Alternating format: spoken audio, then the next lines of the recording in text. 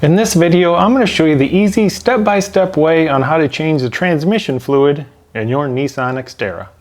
Now you always want to refer to your owner's manual and make sure you're putting in the correct transmission fluid.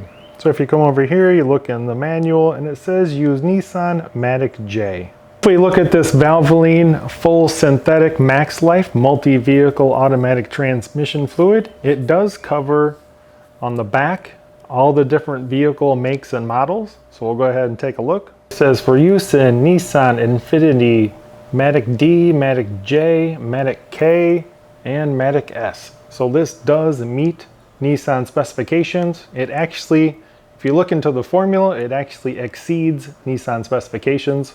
So this full synthetic ATF fluid is going to work just fine. All right, so I've got my drain bucket underneath the vehicle, and I like to use a measured bucket. I like to know how much oil or fluid is coming out of whatever it is I'm working on. So if I know I'm supposed to get 5 quarts out, I do want to know that. So I have my bucket in place. I got my 19mm socket. We'll go ahead and open up the drain plug. The drain plug is right here. It's really close to this kind of cross member.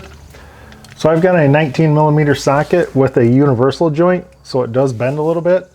Otherwise you can just use an open end wrench.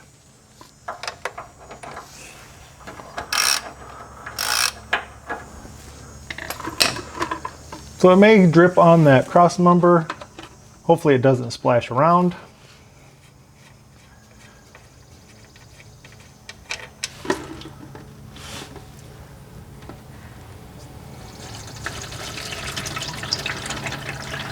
I'm going to want to clean off the drain plug and install a new crush washer. And now we're going to tighten up the drain plug to 25 foot-pounds. Now, according to the shop manual, we should get 5 quarts out, and that's exactly what we've got. So that's exactly what we're going to put back in. Now, it might be hard for you to find your transmission dipstick, but if you go back behind the battery, kind of come back around here, it is this little guy right here. And it's held in place by a 10mm screw. So I've already taken the screw out. As you can see, it's just a black cap. It's not labeled or anything, so it's a little hard to find. If you take the screw out, we can lift out the transmission dipstick, and that's where our fill hole where we're going to add our new fluid. Now we're going to go ahead and add our 5 quarts of ATF. You're going to need a long transmission funnel. You're going to push it down in the fill hole, keep it nice and tight, and just kind of slowly add the transmission fluid. Now we'll go ahead and replace our dipstick. You want to just drive off, you want to start the car. And now we're going to shift through the gears, but we're not going to move. So keep your foot on the brake. Go into reverse and just leave it sit there for about 10 seconds. So once you count to 10, bring it to neutral. Do the same thing all the way down to the first gear. Leave it in each one 10 seconds and then go back up to park doing the same thing.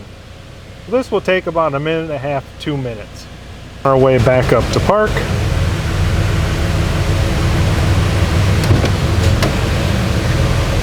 And now at this point, I like to drive a vehicle around for about 15 minutes, keep it under 40 miles per hour. Come back from your drive, go ahead, leave the vehicle running and check your fluid level. You should be on the high side of these hash lines. You have cold right here where my thumb is, and then up on this side here is hot. Then you kind of have a mark here and here, and there's little hash lines right here. You should be somewhere in the hash lines. And if all that's good, go ahead and put your dipstick back in, put your 10mm screw back in.